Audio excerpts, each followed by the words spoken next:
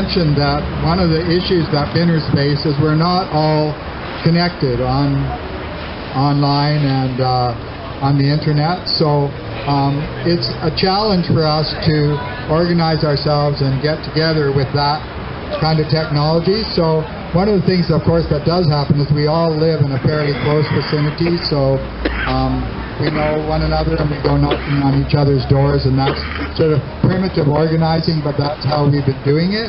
At the same time, we have parked ourselves in the carport of the UBC Learning Exchange, which is on Main Street, smack dab in the middle of the downtown east side, and the Learning Exchange has been operating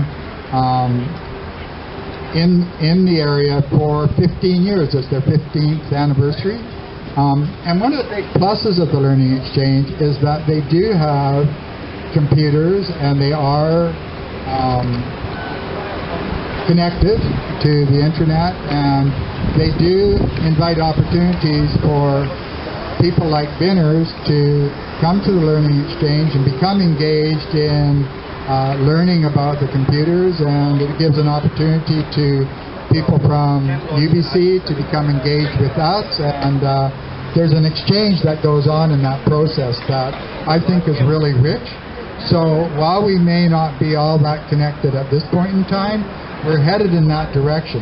And on October 20th, we're going to have another event in the Learning Exchange where we're hoping to connect with Montreal and Calgary and Victoria and ourselves as the beginning of something more than just the downtown east side of Vancouver. Not that the downtown east side of Vancouver isn't great, but there's lots more going on across this country in terms of binning than we are even aware of. So we're going to start that discussion, and that will happen in the carport at the back of the Learning Exchange.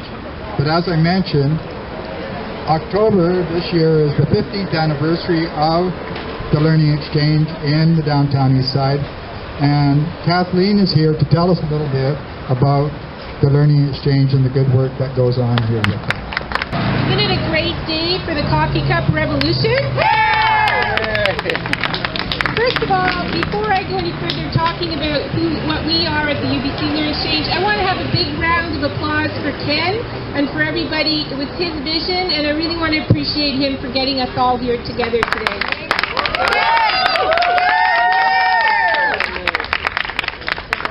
So for those of us who don't know us, as Ken said, we're located at 612 Main Street, just by Kiefer, and we've been in the downtown east side for 15 years. And our role is really to inspire and engage the UBC community and people in the downtown east side to work together, to learn together, and to do things like today. So we're really happy and really thrilled. I want to bring greetings from everybody on our team. Many of us are here today, so we can put up your hands. Thank you to all of you. Wonderful help. Thank you.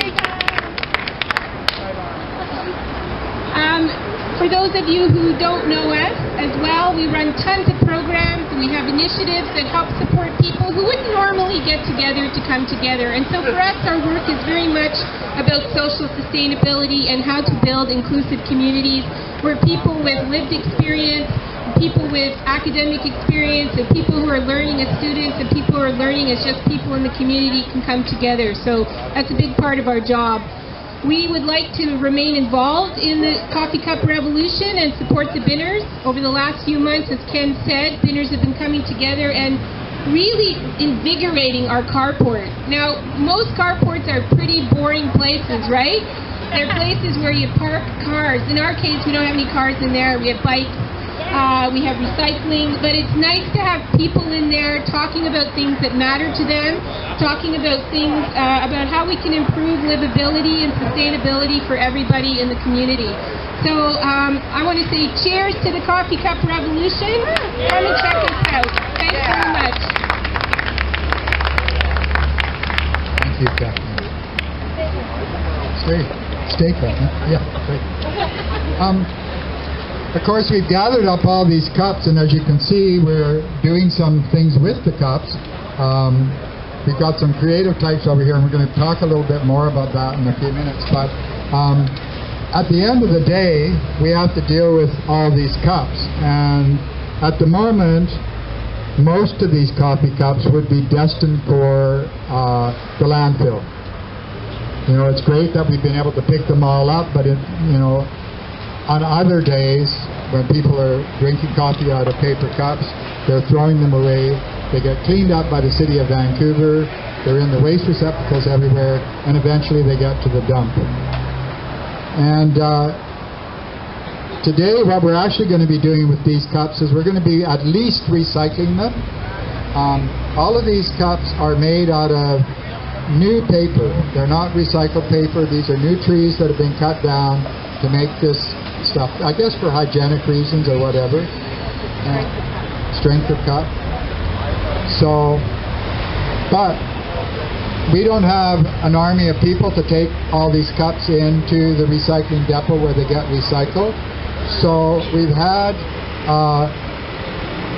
reached out to a group called the Recycling Alternative, who's going to help us with this. They've got a truck, and the truck is going to pick these cups up, and we found a depot that will take them.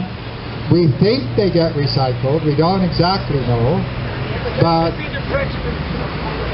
exactly. Whatever you say, boss. Voting for you for president. Yeah. For president. Yeah. Come on up here, Louise.